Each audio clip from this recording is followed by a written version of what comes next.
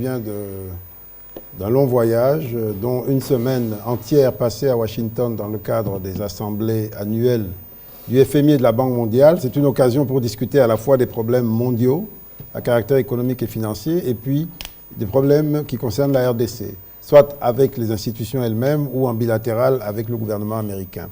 Sur le plan mondial, eh bien, tout ce que je retiens, c'est que nous sommes tous très inquiets. Tous les pays du monde sont très inquiets par l'évolution de la situation mondiale sur le plan économique, qui demeure très impactée par la guerre en Ukraine, avec une perspective de baisse de la croissance économique. On tablait sur 22%, 6% pardon. Cette année, on pense qu'on sera autour de 3%.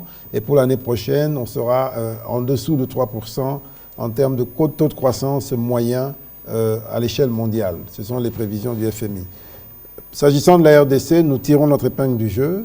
Nous allons dans un sens différent. On prévoyait 6% pour 2022. On pourrait être à 7%, ou du moins 6,6 ou 7%, si tout va bien cette année.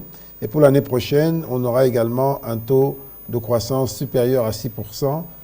C'est la particularité de notre économie qui est beaucoup plus résiliente que les autres dans un contexte qui est plutôt morose au niveau international. L'autre préoccupation, c'est l'inflation. L'inflation a redémarré partout dans le monde à cause de la hausse des prix du carburant, la hausse du prix des denrées alimentaires. Et là, malheureusement, nous n'échappons pas. Nous prévoyions au départ faire 8% d'inflation en 2022. On pense qu'on va terminer autour de 12%, ce qui veut dire que nous sommes vraiment impactés par la hausse des prix du carburant et des denrées alimentaires. Pour le carburant, nous avons réussi jusque-là à contenir la hausse grâce aux subventions. Nous avons payé plus de 400 millions de dollars de subventions cette année. Imaginez-vous, s'il n'y avait pas cette hausse des prix, eh bien ces 400 millions, ça aurait fait 400 km de route neuve.